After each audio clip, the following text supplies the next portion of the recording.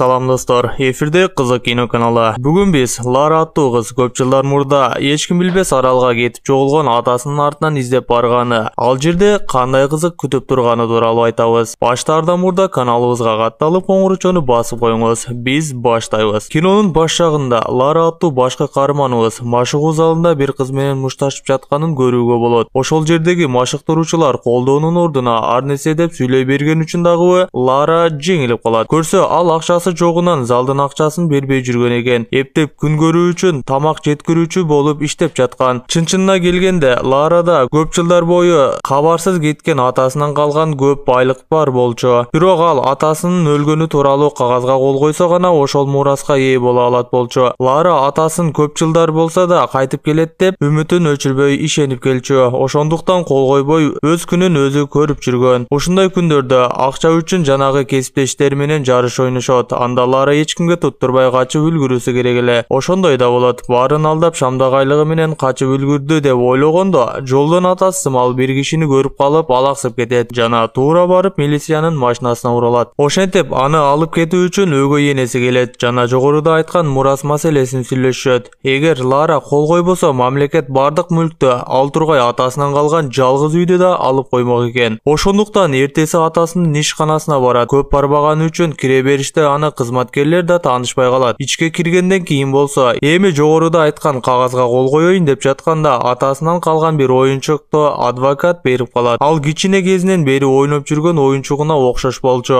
Кубик сыяктуу аны да туура бурагыласа, ичинен атасы экөө түшкөн сүрөт жана ачкыч бар эле. Жана да бир сырдуу сөз. Дароо сырдуу сөздүн түбүрүн түшүнүп кол койбой эле үй жака кетип калат. Үйүнө барып, жер төлөө сыяктуу бир бөлмөсүнө кирип, карап отуруп жанагы ачкыч түшө турган жерди таап алат. Ачкыч менен ача калса атасынын жашыруун бөлмөсүнө жол ачылат. Ал жака түшүп атасынын изилдеген иштерин, жасалма көптөгөн паспортторун жана жоголуп кеткен аралга эмне үчүн кеткени тууралуу маалыматтарды көрөт. Көрсө ошол аралда Химико аттуу бир аялдын мумиясы жаткан экен. Ал убагында кара магия аркылуу адамдарды башкарган эле. Анда ааламда жок күч болгон экен. Бирок аны жаман адамдар барып таап алышса, дүйнөнү башкара алчу күчкө ээ болушат эле. Ошондуктан атасы жаман адамдардын колуна түшпөөсү үчүн жалгыз ошол аралга чейин алып бара ала турган бир кеме капитанын таап аны менен жолго чыккан экен. Кызы болсо дагы да үмүтү күчөп атасынын артынан барып, тирүү болсо куткаруу максатында ал да жолго аттанат. Бирок акчасы жок үчүн атасы кетээринде берген кымбат баалуу тумарын сатат жана атасын алып кеткен кеменин атын кагаздардан көрүп, ошол кемени издеп баштайт. Жол сурап жүрүп, ууруларга сумкасын уурдатып алат. Бирок ал да бош эмес, артынан кууп жүрүп сумкасын алат. Деген менен уурулар пычак менен чабуул жасамак болушканда дагы да качып отуруп, издеп жүргөн кемесин көрүп калат. Ошол жакты көздөй качат. Кемеге барып эле жардам сурап терезелерди ургулайт. Жанагы уурулар да ошол кезде келип калат. Өлдүм деп ойлогондо кеме ээси мылтык менен чыга калып кызды куткарат. Бирок артынан эле капитан өзүнөн кетип калып кулап түшөт. Көрсө мас экен эле. Аны суу чачып ойготуп атасын сурап баштайт. Бирок кеме ошол болгону менен атасын алып кеткен капитан ал эмес эле. Анын баласы болчу экен. Ошол баланын аты Дюрен болчу. Туура 7 жыл мурда Дюрендин атасы жана Ларанын атасы экөө кошулуп аралга кетишкен бойдон дайынсыз болчу. Экөө картаны жана калтырган кагаздарды карап отуруп, анык деңиздин кай жеринде экенин табышат. Бирок башында Дюрен атасын издегиси келбейт. Лара ага бир аз акча сунуштагандан кийин капитан дароо көнөт жана жолго аттанышат. Жолдо баратып Лара убакытты бошко кетирбей атасынан калган маалыматтарын, сырдуу болгон бир оюнчукту ачуу жолдорун үйрөнөт. Атасынын калтырган записин угуп отуруп, жанагы Химико тууралуу маалыматтар бул бир аңыз деп ойлойт. Күндөр күнгө уланып көп жол жүрүшүп келе жаткан. Ал тургай Дюрен менен Ларанын аралары кыйла жакшы тааныштардай болуп да калган. Лара түшүндө атасынын ага жаа атканды үйрөтүп жатканын көрүп жатканда суунун толкунунун доошунан ойгонуп кетет. Сыртка чыкса бороон болуп жаткан эле. Себеби издеп келген аралына да жакын келип калышкан болчу. Кеме таштарга урулуп башкарууну жоготот. Дюрен менен Лара кемени таштап кетиш керек эле. Бирок кыз атасынан калган кагаздарды бир пакетке салып өзү менен алып алат. Ошентип эптеп араңдан бороон ары бери ургулап жаткан кемеден качып кутулушат. Деген менен суудан чыккандан кийин Лара менен Дюрен бири-бирин таппай калат. Жээкке келер замат белгисиз адамдар башкача эстеп тандырган Лара ойгонсо эле бир Фоги деген адамдын чатырында ойгонот. Башында жакшы сүйлөшүп отурушкан болчу. Кийин эле Фоги Ларанын алып келген маалыматтарын ачкырды. Ал үчүн табылгыс нерсе экенин жана анын атасын ага баш ийбеген үчүн өлтүргөнүн айтып сыртка кууп жиберет. Караса эле адамдар кул сыяктуу иштеп жатышкан экен. Журенди да ошол адамдар арасынан кезиктирет. Көрсө жанакы Химико аңызына ишенген көптөгөн адамдар ушул аралга келип, Фогинин колуна түшүп кул катары иштеп калышкан экен. Ал жерден качып кетүү мүмкүн эмес болчу, себеби ар жактан сакчылар курчап турган эле. Журен менен Лара жумуш жасап жүрүп сүйлөшүп үлгүрүшөт. Анда Ларанын эмес, Журендин атасын өлтүргөн экен эле. Жанагы Фоги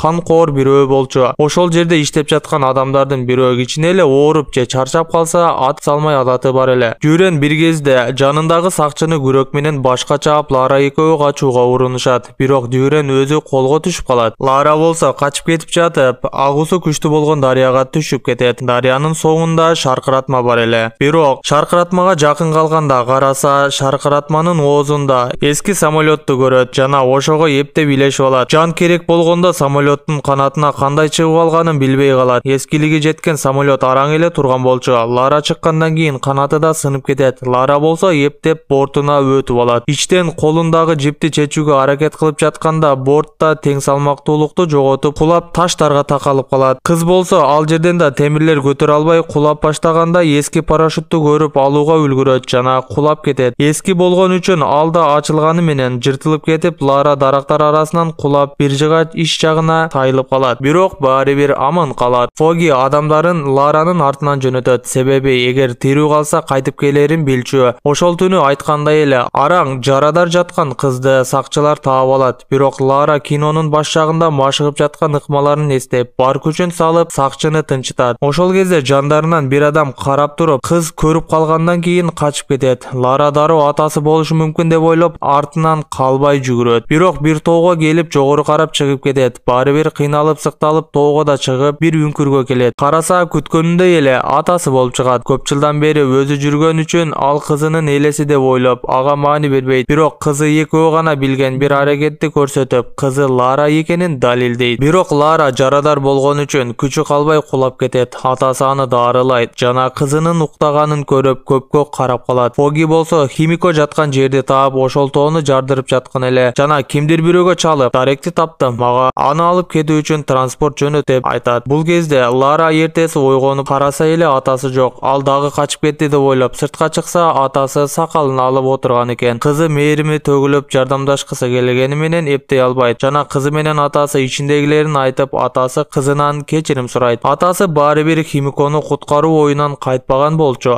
Ошондуктан кызы ачууланып, бул бир аңыз деп ойлоп, досторун куткарып кайтышыбыз керек дегенине карабай, атасы ал нерсеге көнбөйт. Ошондо атасынын жаасын алып Журенди куткарууга өзү жөнөйт. Жанагы Фоги турган жерге барып, досторун куткарат жана алар сакчылардын мылтыгын алып өздөрүн коргоп, ары качууга жетишет. Лара болсо качып жатып Фогинин палатасынан телефонду алууга жетишет жана эми кетейин дегенде атасы жанагы Химико жаткан үңкүрдүн алдына эшикке келип калат. Атасын таштай албаган Лара айласыздан калып атасынын артынан барат. Атасы Фогинин колуна түшкөн үчүн жанагы эшикти ачууга кызы макул болот, себеби атасы өлсө да ачпайт болчу. Химико жаман адамдардын колуна түшпөс үчүн. Жанагы эшик Лара изилдеп ачып жүргөн оюнчуктун чоңу болчу. Ошол оюнчук сыяктуу эшикти ача алат жана алар ичке киришет. Алар ичке киришкенден кийин Химикого оңойлук менен жетише алышпайт. Жолдон көптөгөн тузактарга түшөт. Ошол тузактардан Фогинин жанындагы сакчылардын көбү өлүп кетет. Деген менен Ларанын зиректиги менен Химико турган жерге чейин бара алышат. Аңыз боюнча анын табытын ачкан адамга анын күчү өтүп калмак экен. Фоги бул нерсеге ишенбеген эле, табытты ачтырат. Караса бир мумия жаткан эле. Аны алып кетүү максатында тургузайын дегенде жанагы сакчылар тийгизген колу өзүнөн өзү өзгөрүп, ужас сыяктуу башка жандыкка айланып калат. Химико жөн гана аңыз экенин жана бул чынында бир оору экенин түшүнүшөп, андан Фоги бир кичинекей гана бөлүк алат. Ошол кезде кызы менен атасы аларга чабуул жасап качууга аракет жасайт. Атасы менен Фоги атышып жатканда жанагы зомбиге айланып кеткен адамдардын бирөө тура калып атасына чабуул жасай баштайт. Атасы атып өлтүргөндөн кийин оору атасына да жугуп калат. Бул учурда Фоги качып үлгүрөт. Кызы болсо артынан кууп келе жаткан сакчыны шамдак айlı менен жанагы тузактарга түшүрүп кутулат. Атасына кайтып келсе, атасы ана мына дегенче зомбиге айланып баштаган болчу. Кызын Фогини токтотууга жөнөтүп, өзү болсо ошол жерде бомба менен баарын жардырып жиберүү үчүн калат. Атасы менен кызы жакында гана көрүшсө да амалсыздан айрылышат. Лара Фогинин артынан кууп жөнөйт. Атышмада жарадар болгон Фоги бир жардагы көпүрө үстүнөн өтүп жатканда Лара артынан жетип келип токтотуп калат. Экөө кыянчаян мушташат жана Лара жанагы көпүрөнү жарга түшүрүп жиберет. Фоги колуна курал алып жинденген бойдон Лараны жерге кулатып, эми аны аргы дүйнөгө жөнөтөйүн дегенде атасы өзүн жардырып жиберет. Абалдан пайдаланып Лара туруп кетет. Кимикодон калган жанагы бир бөлүктү Фогинин оозуна тыгып жиберет. Ал кыйналып зомбиге айналып жатканда жардан ары тээп, мына ушундайча Фогини токтотот. Бомба жарылгандан кийин ошол үңкүр кулап баштаган болчу. Ошондуктан Лара ошол жерден секирип эптеп өтүп алат. Кулап жатканда таштардан буйтап жатып үңкүрдөн чыгайын деп калганда таштар кулап чыга албай калат. Жүрен болсо Лара үчүн кетпей кайра келген эле. Бир доош угуп таштарды ары бери ачып эле караса Лара турган экен. Аны ал жерден соруп чыгат. Бири-бирин көз караштарынан эмне болгонун түшүнүшкөн каармандарыбыз ошол кезде жанагы Фоги жөнөт деген вертолетта келип калат. Аман калган адамдар менен вертолет учкучтарын коркутуп үйлөрүнө чейин келип алышат. Келгенден кийин атасынын өлгөнү тууралуу кол койгон Лара бардык компания иштери менен өгөй энеси жумуш жасай берүүсүн айтып ага тапшырат. Жанагы компания адвокаты Ларага дагы да бир китепче берет. Лара ошол жерден аттарды карап отуруп, атасынын мурдакы сөздөрүн жазган маалыматтарын эстеп отуруп, Фоги кабарлашкан анын баштыгы жанагы өгөй энеси экенин билип калат. Жанагы жумуш али бүтпөгөнүн билип, белин бекем буат. Жанагы атасын издегени кетип жатып саткан тумарын кайра алуу үчүн келген каарманыбыз тапанчаларды көрүп, алдыдагы күрөшкө даярдык көрөт жана кинонун да соңу болот.